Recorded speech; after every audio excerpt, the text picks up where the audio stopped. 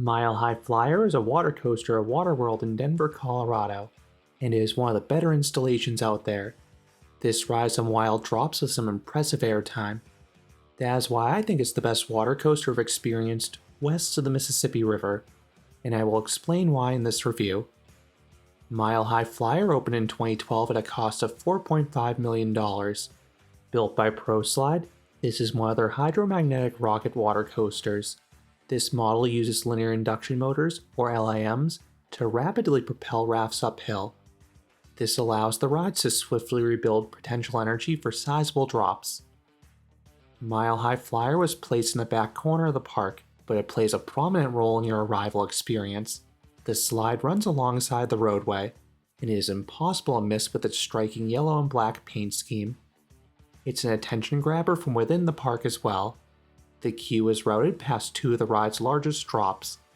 You can visibly see the rafts lifting off the slide, which is usually accompanied by screams of happy riders.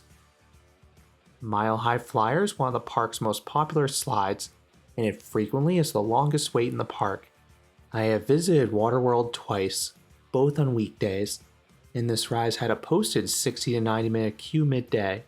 Just eyeballing it, I believe that wait may have been overestimated, but it was still way longer than any other attraction at the park. Another reason for the long queues is the capacity. Unlike the park's other water slides that are purely gravity driven, this one has to operate with block zones due to the uphill segments, so the park has to follow dispatch intervals. Additionally, this slide does not always use all the seats. The rafts have 4 seats. The signage by the entrance states that each raft holds up to 4 riders. That is why the station has 4 boarding lanes, and the promotional footage shows all 4 seats in use. But in both my visits, this slide allowed just 3 riders per raft. They were not using the rear seat, but we could see this change in the future. We have seen some other ProSlide water coasters reduce their capacity over time as well for operational reasons. Other examples include the Turtle Coaster at Land of Legends and Breaker's Edge at Hershey Park. What are the best ways to avoid a long queue? The best option is to utilize early entry. Select slides open 30 to 45 minutes early, and Mile High Flyer is almost always included. This perk is included with the highest tier season passes, select birthday packages, and select cabana packages. You can also purchase this perk day of at the ticket booths. This costs $10 per person as of 2025, and it is well worth it. Another option is to use the single rider line. This is the only slide at Waterworld to offer this service. I love how this slide offers this to maximize throughput and offer an easy way for solo riders to experience this attraction. Midday, I have never had to wait more than 15 to 20 minutes. If you use the single rider line during early entry, this slide is usually a walk-on. This has allowed me to marathon this slide, which normally is hard to do. Third, this is included in the park's 2 valet skip-the-line service. This routes you directly to the load platform. You can ride Mile High Flyer once per day with 2 valet. Once at the end of the queue, your group is weighed on a scale. Your group either gets a green light or a red light. I believe the max allowed weight is 800 pounds. Riders are then instructed to arrange themselves with the heaviest rider in the back, the second heaviest rider in the front, and the lightest rider in the middle. If there was a visible weight difference, particularly if a group had a small kid, staff members would arrange the guests. Otherwise, it was the responsibility of the guests to arrange themselves appropriately. Riders sit in inflatable rafts. Per usual, there are no restraints. The back 2 riders just tuck their legs underneath the arms of the front 2 riders. Then everyone has grab handles to hold on to. Once secure, you have a conveyor belt lift to the top. This sure beats hiking atop a tower. I love how ProSlide now has guest support at ground level on so many of their water coasters. It is much appreciated by guests. Once at the top, you have a gradual curve to the right.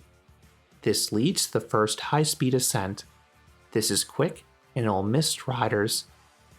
This leads to an enclosed leftward turn. When you emerge, you have drop 1. This is a steep plunge offering great airtime. Everyone's butts will lift a few inches off the raft. You can visibly see the airtime in my POV, That's why the camera shakes so violently on the pullouts.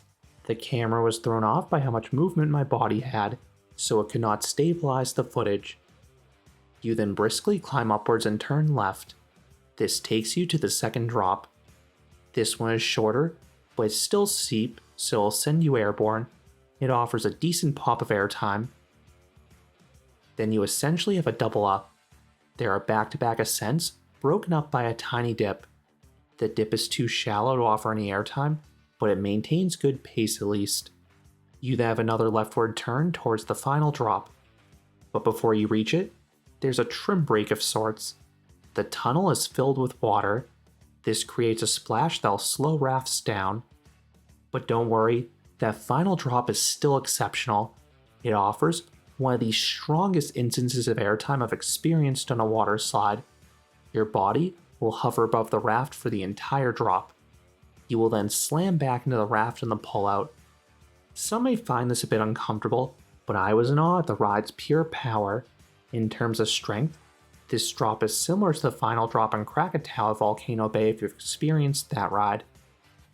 I can only imagine how wild this drop would be without the trim. I suspect some rafts may have been going off the slide a bit too much. You then have one last uphill ascent. This leads to a dark, enclosed helix. This is pretty mild and similar to a traditional tube slide. When you emerge, you hit a deep trough of water, which creates a large splash. This soaks everyone, and it slows you down to a crawl. The raft then floats back to the station and rises onto a conveyor belt. You then park, ending the nearly 2.5-minute long experience. To be fair, maybe 1.5 minutes of that is spent on the lift hill and final stretch, but 45 to 50 seconds of prime ride time is still an impressive total for a water slide. In terms of pacing, this slide is fantastic. 3 of the 4 drops are memorable, then the raft moves through everywhere else at a good clip. What would I rate Mile High Flyer? I would give this slide a 9 out of 10. This is an excellent water coaster. This is some of the best drops I've experienced on a water slide. You get some spectacular airtime that can be borderline scary. Then the rest of the slide maintains good pace with those LAM ascents. While this is a long slide overall, there are a few water coasters out there that beat it in the length department. That is the only reason I docked a point.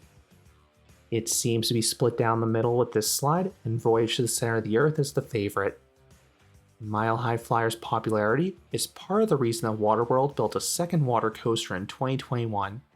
This would be Roaring Forks. This would differentiate itself as a racing water coaster.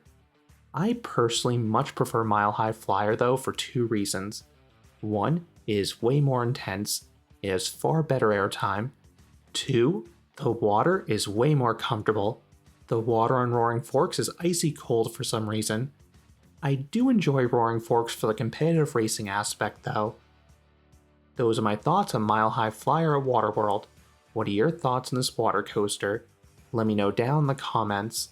If you enjoyed this review, I would appreciate it if you gave this video a like, and you consider subscribing, because there'll be a lot more roller coaster and amusement park videos here at Canopy Coaster.